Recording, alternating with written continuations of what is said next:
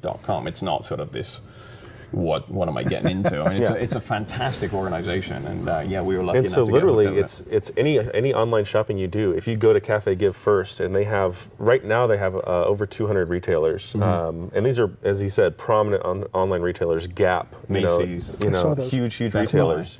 If you're doing any shopping online, go through Cafe Give First. And basically it's just providing funding for nonprofits, so it's getting money to a cause just by doing what you'd normally do. Okay, somebody at home tonight wants to do business online, and they've just watched our show, our excellent show, our excellent show. What do? They can go to your website, HelpForDaddy.com, and click on the Cafe Give tab or icon, and then. Okay, and then go shopping. And go shopping. And go shopping. Spend a lot. I mean, we would encourage you to spend a lot. That's that'd be great. Till it hurts. Yeah, exactly. That's wonderful. Well, let's see. The type of people that you're catering to is dads. Now, you can't be a dad without kids. That's pretty simple. But Victor and I have dealt mostly with divorced dads, as you have. Sure. Do you help dads that aren't yet divorced? Do you help people do any work at all to try and preserve a marriage rather than simply facilitating the healing that has to happen afterward? Is there? It's not.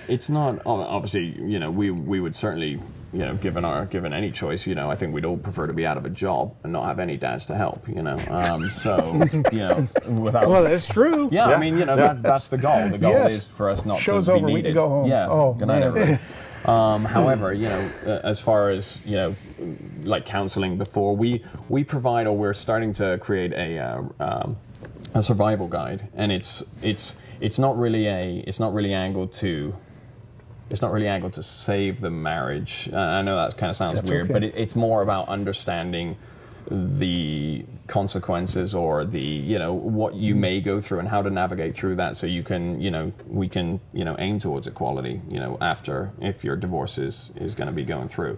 And that's very right, I might add. It's not. Saving the marriage maybe is not the best thing. Well, and it's just not for us to decide. Yeah, it's not for us to decide. Yeah, and we stress very, very carefully on our website, and it's right there. We're not, when you come to us for help, it's your call. Your divorce is your deal. We're not gonna say yay or nay. We can sort of guide you, navigate you through some judgment. Yeah, through some tricky waters. We don't care what you did, within reason. We do background checks. On some of the guys that we help, and it's we're not here to judge. The bottom line is you need to get back on your feet so you can become a father and be involved in your kids' lives, as much as possible. Which is equal. We're big fans of equality. That's what we're going to stress. If you don't want equality, and we do have dads who aren't interested in equality. I mean, I'm on the every other weekend plan. I love equality, but there are dads who are quite happy with the every other weekend plan, and that's fine. If that's what works for you and you want to be involved in your child's life to that extent, great. And we'll help you do that. Where the tire meets the road. Yeah. And let me apologize that we don't have phone lines set up. Now, that's Robert's issue. Well, Robert, and you guys out there who are watching, you want to call in. I'll blame Robert. I'll blame Robert right now. Robert, what are we going to do for phone calls? What are we going to do for phone calls? Well, we're on channel 22 this season. Our live air date is on 22. The viewership is not as large as our replay date on channel 11. So today is Wednesday, the 17th of February. If you're watching us live between 7 and 8 p.m., then this is a live show. But if it's a replay date, there's no way that callers can call in. So we've made the decision it's probably not in our best interest to try and take calls on a show with very low or relatively low live viewership. And there you have it, viewers.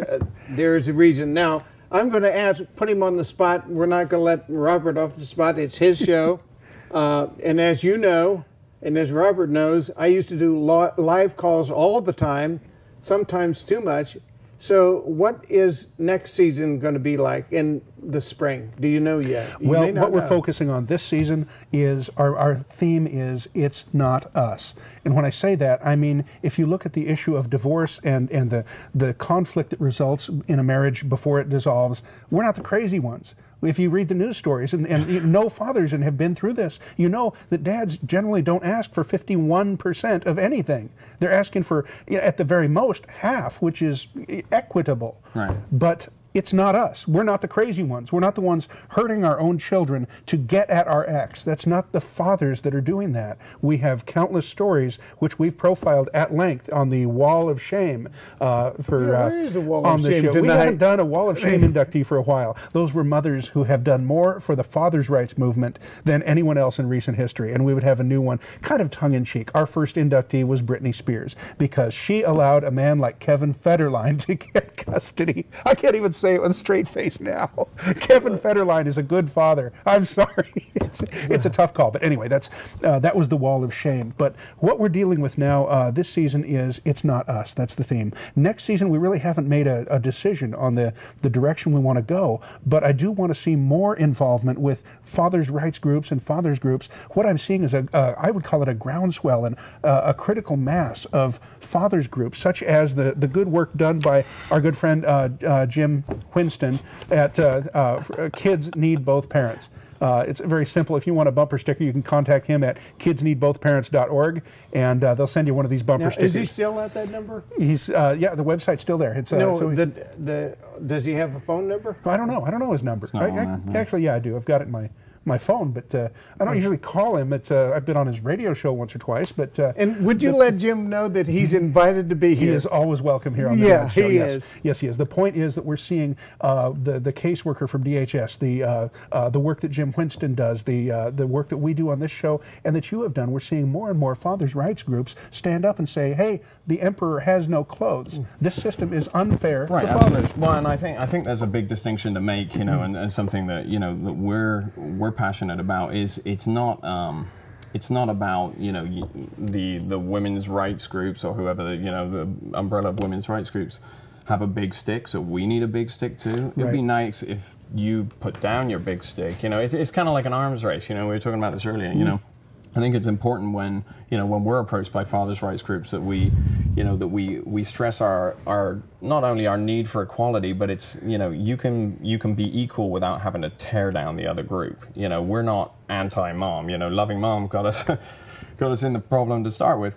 But again, it's the same deal. It's nobody wins when there's two sides that just kind of escalating, and we see a lot of fathers' rights groups, and I'll be honest, there's some fathers' rights groups out there that probably aren't in our best interest to be associated with, because there's some crazies out there, and that's fathers' rights groups too. There's as many women's rights groups are there. The fathers' rights groups are just as passionate, and what we'd like to see is just bring it down. Bring it down a notch. Everybody, everybody just calm down. If you think about your kids and not so much about your ex, then everybody's a winner. But again, it's that kind of, it's that I have a big stick, they have big, so we, and then it builds and builds and builds, and it's, it doesn't help anybody. A good point to bring up too is that, we have a 2-to-1 ratio of women versus men on our board of directors. Yeah.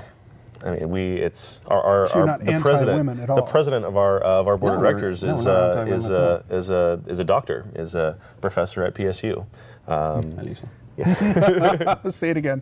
Hi, Lisa. Yeah. That's good news. I want to make that very clear on this show that nobody is misogynistic. We're not talking about hating women or hating what's done. Victor and I have addressed some legal problems that are a result of. And by the way, I'm married, so I'm very valid. Yeah, and I am too. I should.